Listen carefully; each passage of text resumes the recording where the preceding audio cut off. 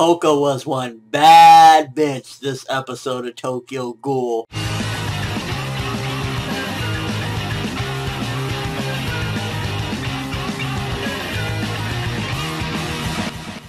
The fights in this episode was awesome. A lot of carnage and craziness, but there's a couple things I need to address. First of all, I've been neglecting talking about the censorship, mainly because, first of all, I didn't want to be redundant. It was clear as day that there was going to be a lot of censorship in every episode, and also that's the price you got to pay sometimes when you're watching something weekly. The broadcast, they have to censorship, and when the DVDs and Blu-rays come out, they can get the uncensored version. So that's why mainly I haven't been really mentioning the censorship, even though it's been riddled all over each and every episode. But this episode, my gosh, and I'm not really necessarily counting against it, because again, the uncensored episodes won't be the same like this. But, oh my gosh, the amount of censorship, I mean, making the screen go negative at times, putting black, like, there was a point where Nishio was on the floor, and half of his face was blacked out, like, that's just unnecessary censorship. So, they definitely went way over the top. I don't know if Studio Pierrot, because, you know, at the end of the day, they have series like Naruto, and they have more shonen elements, so I don't know if they feel that they need to do this because this series is just so dark or whatever, but, oh my gosh, there's a difference between censorship and just, like, puking censorship all over the fucking page, and they definitely put a lot of censorship in this one. And again, I don't really want to talk about censorship because at the end of the day I feel it's redundant, but I just had to mention it for this episode because it was like, this was the worst censorship they've done thus far because it was just all over the episode. Another thing with this episode I definitely got to mention is that the fast pacing in this episode was definitely affecting things, because literally Nishio, about an episode or two ago, was just about to fucking eat Kaneki. He was an asshole. He just looked like a straight up piece of shit. Like, literally like last episode or the episode before. So, coming into this episode, the way it's paced, like, I'm sure in the manga, there's no way that it is this fast paced, because it just feels like it literally just happened that they had this massive dragged out battle. He was about to fucking get eaten, and Kaneki was just like in fear of his life. And then this episode, they're trying to push, no, we know that just happened last episode, but now you should feel bad for Nishio. And getting his past, it felt a little bit, but ultimately, I'm just looking at it like, this needed more time to breathe. I could have felt something for Nishio had we got like a few more episodes of getting to know Nishio a little bit more. Like when he's in the alley getting his ass kicked, it's like, holy shit, this is what this motherfucker gets. Which, by the way, for a second, I thought that he was dead. I don't remember if they mentioned that he was still alive or not, but I thought he was honestly dead after the last time we seen him. But nonetheless, like, they needed to make me feel it more than just throwing it out there like, hey, he's getting his ass kicked, Kaneki now kind of feels bad, you should feel bad too. They definitely needed to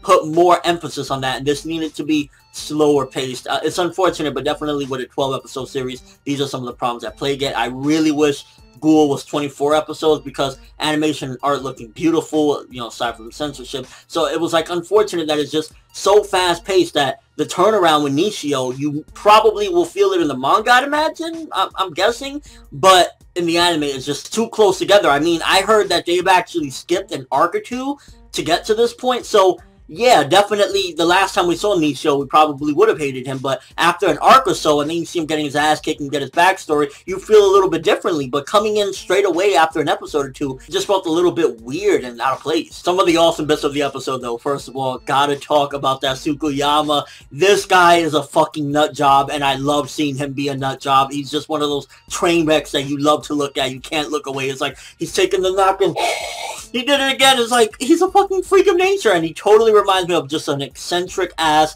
Hannibal mixed with like Parasite from Hunter x Hunter's like clothing or whatever. But he is just a fucking nut and a psycho, and I love that it's just all about food. Kind of reminds me of Hannibal as well. It's like, he wants to eat Kaneki, and that's his fucking meal. You don't fuck with his meal. And what started off as a typical kidnap, okay, I'm gonna kidnap her to lure Kaneki in there, eventually drag Kaneki, Toka, and Nishio over there, turned into he wants to eat Kaneki while Kaneki eats. This guy is a fucking freak of nature, like, in a good way. It's like, this is a fucking interesting villain. The stuff with Nishio and Kimi, for the most part, even with the fast pacing, I kind of understand their relationship a little bit more, and I'm glad that it, in a certain sense, humanized Nishio, and again, I'm using that term loosely because he's a ghoul at the end of the day, but the way they presented the relationship between Nishio and Kimi definitely made it okay. It makes sense why he would kind of trust this girl. And he's had, you know, a hard life as a ghoul. That's definitely a common consensus I've seen thus far with a lot of these people, and why they almost seem as though the ghouls, the reason why they hate humans is because they want to be next to humans to a certain degree. If you notice it, like the pattern with Toka in the beginning of this episode, she's willing to do anything so that this girl can like her. You know, this little girl, whatever, that's her friend. And Nishio, he is pretty much throwing his life on the line against Tsukiyama to have Kimi stay next to him as well. So you definitely see that. It seems as though maybe the ghouls, they hate them because they want to be with them, or they want to be next to them, or they want to be them. And every man needs a girl like Kimi, willing to stick through regardless of what. You may be a fucking ghoul, and I'm still going to let you even bite my shoulder. I respected that with Kimi. And then that final fight scene, I mean, it was 3v1, which kind of really displays just how fucking strong Tsukiyama is, where you got Toka going up against him, and Toka has to go into that fucking ultimate ghoul mode. I was just like, this is crazy. So it was like, I don't want to say by far that this was anything other than at the very least a good episode. It could have been a great and amazing episode had we not had some of these pacing problems, had some of the censorship just really kind of toned down the mood a little bit from it being like up here. And it's like, again, the censorship, you can't really blame it necessarily because we're watching it weekly. That's what happens. But ultimately, it kind of messed with the experience for this particular episode because it was just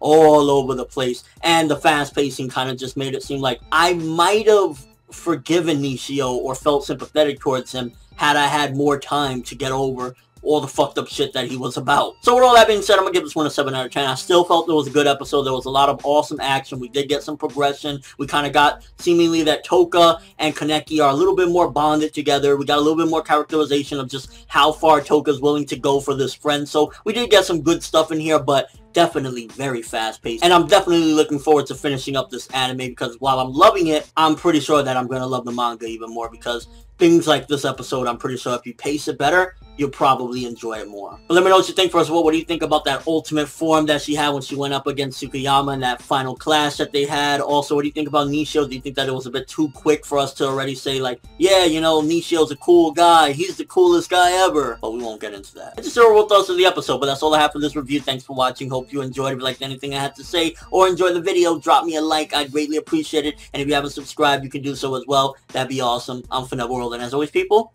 have an awesome day.